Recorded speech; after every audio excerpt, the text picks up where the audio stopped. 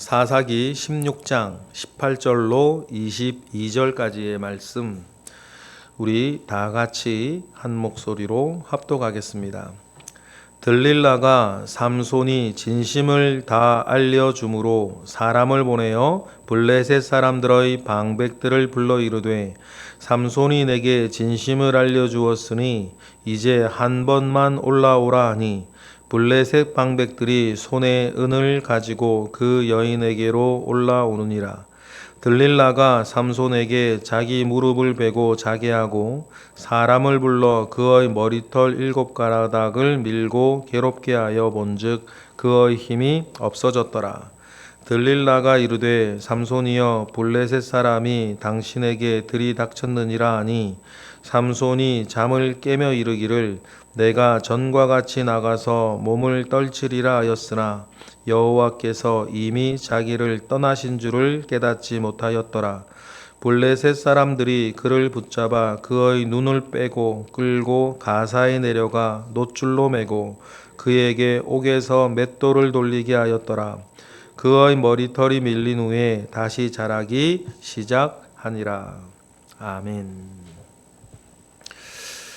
하나님은 실패가 없는 분이신 것을 믿습니다. 하나님은 실패가 없는 분이시고, 하나님이 실패가 없는 분이시라고 한다면 반드시 하나님의 작정하신 뜻은 이루어지는 것입니다. 여러분 개인적으로도 그렇고 교회적으로도 그렇고 전 세계적으로도 그렇습니다. 그렇다면 중요한 것은 하나님의 뜻이 이루어질 때에 그때 나는 어떤 모양으로 살고 있고, 하나님 뜻 이루어질 때에 그 뜻 앞에서 나는 어떤 모양새이겠냐, 이것이 중요하겠죠. 하나님의 뜻은 어차피 이루어질 거니까.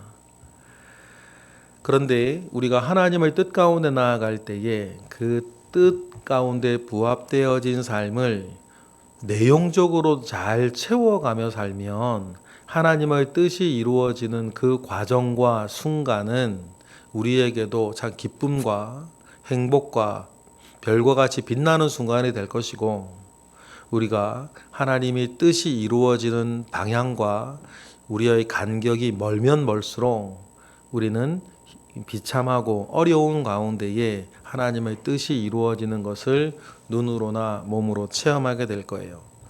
이런 얘기 가운데에서 누가 나는 완전하다, 하나님의 뜻에 확실하게 붙어 있다, 이렇게 우리가 단언할 수 있겠냐마는, 우리가 하나님의 기쁨이 되겠다, 다른 것의 기쁨이 아니라 하나님의 기쁨이 되겠다라고 하는 그 의지를 잃어버리지 아니하고 살아간다면 늘 정신 차리고 제자리로 돌아올 수 있는 것이 또한 우리 아니겠습니까?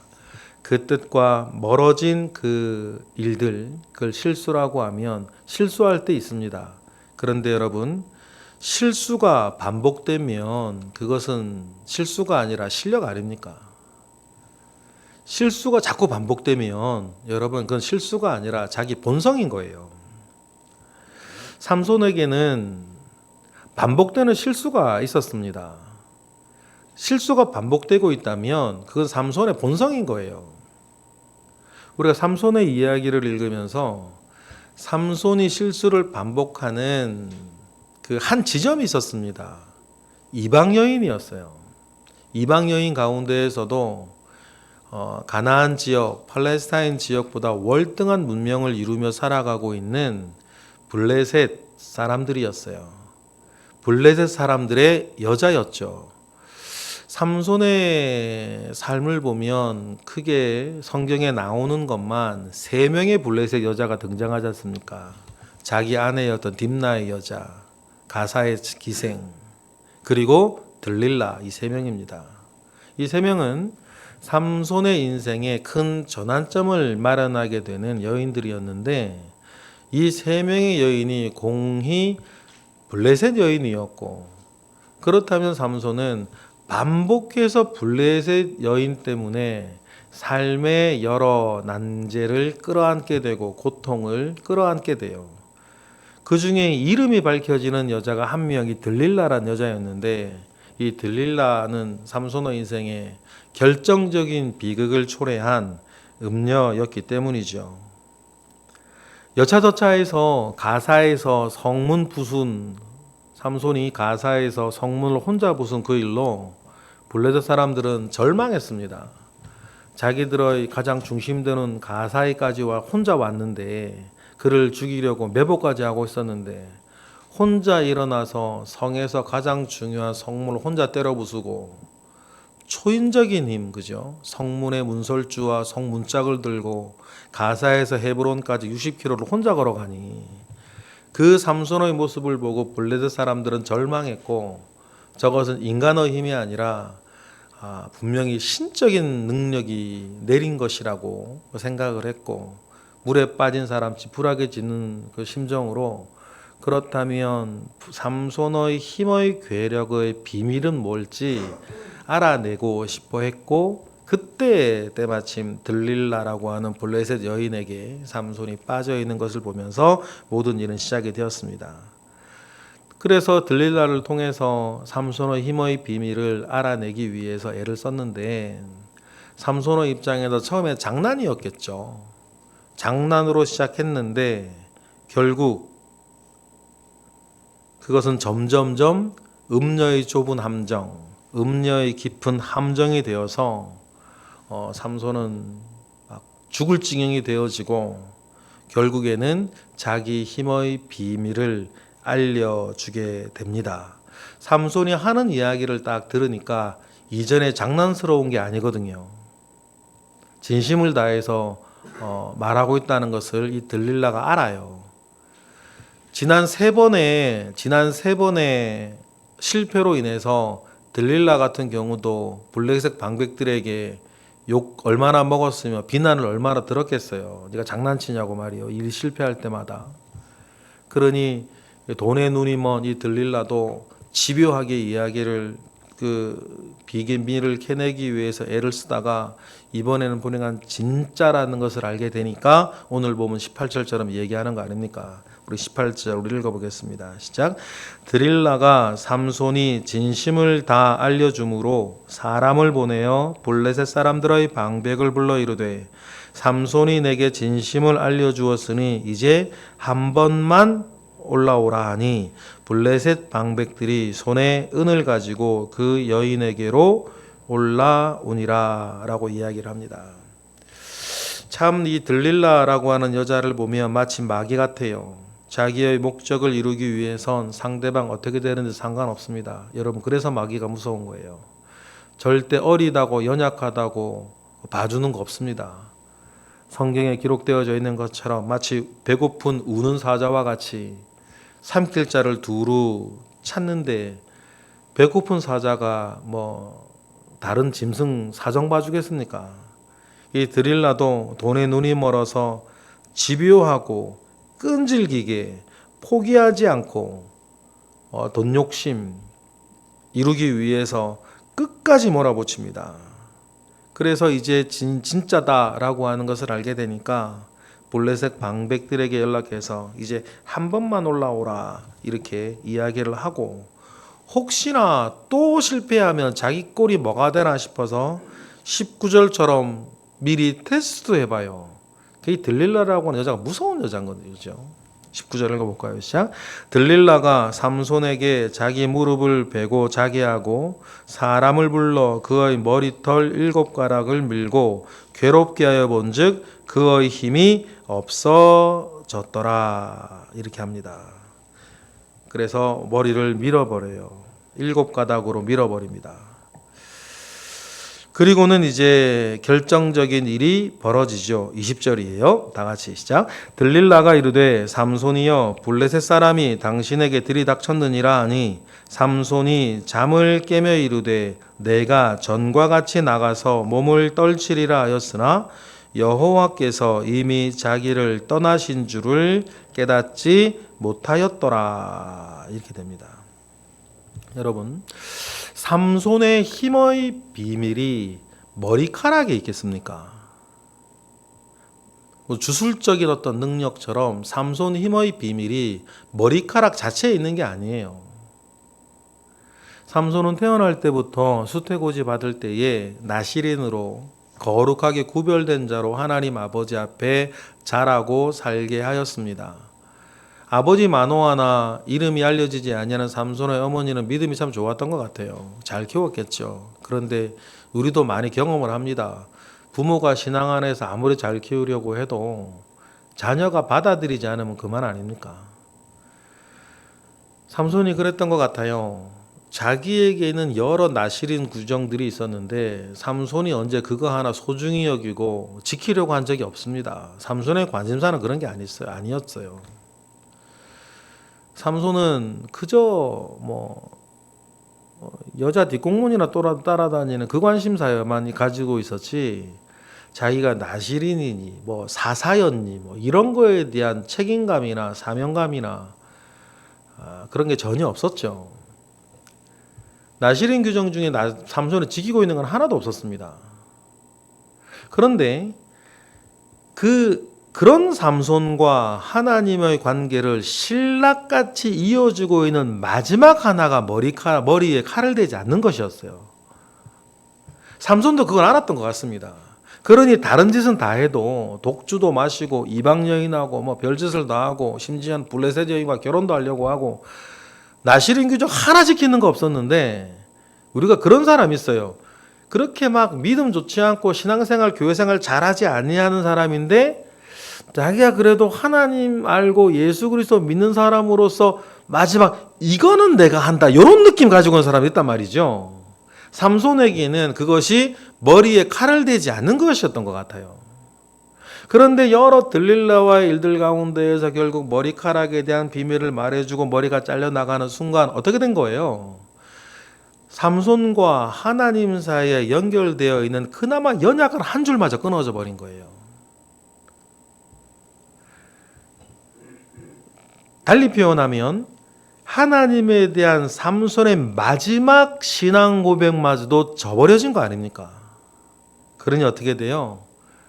하나님과 삼손의 그 특별한 관계는 완전히 끊어져 버렸습니다. 그것이 문제인 거죠. 머리카락 자체의 힘이 어떤 힘이 있는 게 아니라 삼손과 하나님을 이어주고 있던 그 마지막 그 신앙의 고백과 특별한 관계의 끈이 완전히 끊어져 버린 것입니다. 여러분, 지금 이 삼손의 모양이 누구의 모양과 같아요? 가나안 땅에 살고 있는 이스라엘의 모양과 같아요. 블레셋의 압제를, 블레셋의 40년의 압제를 그냥 순순하게 받아들이고 있지 않습니까? 그럼 전에도 말씀드렸던 것이 출애굽은 왜 했어요, 그러면? 자, 애굽인의 다스림을 그냥 받고 살지, 우여곡절 끝에 가나안 땅까지 와서 블레셋의 압제를 그대로 받고 있을 거면 이 가나안 땅에 왜 왔냐고요. 자기가 누군지, 자기가 뭐 해야 되는지, 자기가 여기에 왜 있는지 이스라엘은 아무것도 모르고 살고 있고, 삼손도 사사로도 자기가 뭐 하는 사람인지 왜 사는지 아무것도 모르고 삼손은 살고 있었습니다. 그러한 반복되는 실수 속에 하나님의 뜻은 이루어질 것이지만 하나님의 이루어지는 그 뜻 가운데 있는 삼손의 인생은 뭐가 되냐고요. 결국 21절처럼 살아있는 사람의 가장 밑바닥까지 떨어지는 것 아니겠습니까? 사실 들릴라가 나쁜 게 아니고 정말 나쁘고 무능한 건 삼손이죠. 21절 읽어볼까요? 시작. 블레셋 사람들이 그를 붙잡아 그의 눈을 빼고 끌고 가사에 내려가 놋줄로 매고 그에게 옥에서 맷돌을 돌리게 하였느니라. 눈을 빼버렸다 그랬어요. 성경이 우리 삼손의 이야기에 반복해서 가사에서 기생을 보고 딥나에서 블레셋 여인을 보고 이러면서 삼손은 늘 이 눈이 죄를 짓는 통로였어요. 그러니 자기 눈을 현혹하고 자기 눈을 유혹받게 했던 그 모든 것들을 못 보게 되도록 삼손은 두 눈알이 뽑혀버립니다. 그리고 노예, 짐승이 하는 일, 옥에서 맷돌을 평생 돌리게 해요. 이렇게 비참함 가운데에 살아있는 사람으로서는 가장 비참한 가운데에 떨어집니다. 여러분 이걸 누굴 탓하겠습니까? 엄청난 은사를 하나님으로부터 받았으나 전혀 자기에 대해서 진지하지 못했던 삼손은 결국 이런 비참한 일들 가운데 떨어지고 마는 것입니다. 그런데 중요한 게 뭡니까? 끝이라고 끝이 아닌 거 아닙니까? 그럼에도 불구하고 하나님은 실패가 없으시고 하나님은 자신의 뜻을 반드시 이루어 내시는 분이신 줄을 믿습니다. 그래서 중요한 건 이루어지는 하나님의 뜻 앞에 나는 어떤 모양으로 사느냐는 건데, 이 삼손이 우리의 반면교사가 되어서 우리는 이와 같이 되지 아니하기를 바라요. 삼손의 인생 끝났습니다. 아무것도 이제 할 수가 없어요. 그런데 끝났다고 끝난 것은 아니다. 왜냐하면 하나님이 살아계시니까. 그 암시, 그 복선이 22절 아니겠습니까? 22절 다시 읽어보겠습니다. 시작. 그의 머리털이 밀린 후에 다시 자라기 시작하니라. 여러분, 끝이라고 끝이 아니고 하나님이 살아계시고 하나님이 일하신다 라고 하는 그 암시가 그래서 22절에서 우리는 볼 수 있어요. 이러한 일들 보면 여러분, 삼손이 딥나 사건으로 배웠어야죠. 삼손이 가사에서의 일로 배웠어야 했습니다. 자기가 누구인지 어떻게 살아야 하는지 배웠어요. 그러나 반복되는 실수 가운데에 인간적으로 보면 삼손은 끝이 났고 삼손은 실패한 사람입니다. 실패할 수 없는 사람이 실패한 거예요. 그러나 사람의 실패를 딛고 성경을 보면 언제나 하나님은 그러셨어요. 사람의 실패를 딛고 언제나 하나님은 새 일을 시작하신다. 그 하나님을 우리가 알기에, 그 하나님을 믿기에 오늘도 우리는 믿음의 주여 온전케 하시는 예수 그리스도를 바라보고 사는 것 아니겠습니까? 여러분, 그래서 우리는 주 안에서 행복하고 주 안에서 기뻐하며 주 안에서 능력을 가지는 우리 모두가 되기를 바랍니다. 우리의 작은 삶에서도 하나님은 하실 일이 있음을 믿습니다. 하나님은 기어코 하실 일을 하실 텐데 하나님께서 자신의 이 뜻을 이루어내실 때 나는 그 앞에 어떤 모양으로 있느냐, 하나님의 기쁨이 되어 살아가시는 저와 여러분 되시기를 주님의 이름으로 축복합니다. 기도하겠습니다. 할렐루야. 하나님 감사와 영광을 올려드립니다. 오늘도 하나님 아버지께서 하나님의 말씀을 우리를 일깨워 주시고 알려주시고 또한 느끼게 하시는 모든 것이 우리의 가슴에 있습니다. 말씀을 우리를 가르칠 때에 그 가르침 위에 우리가 굳건히 서 있게 하시고 말씀이 믿음의 열매가 되어서 열매 맺힐 수 있도록 우리의 신앙을 아름답게 고백하며 살아가는 우리 모든 새벽의 기도자들 되게 하옵소서. 이 시간 드려지는 1000번째 예물 가운데에 주님 함께 하시고 오늘도 하나님의 기쁨이 되어 살겠노라고 하는 우리의 신앙 고백을 잊지 아니하고 한 시간 한 시간 살아가는 복된 하루 되게 하옵소서. 예수 그리스도의 이름으로 기도드렸나이다. 아멘.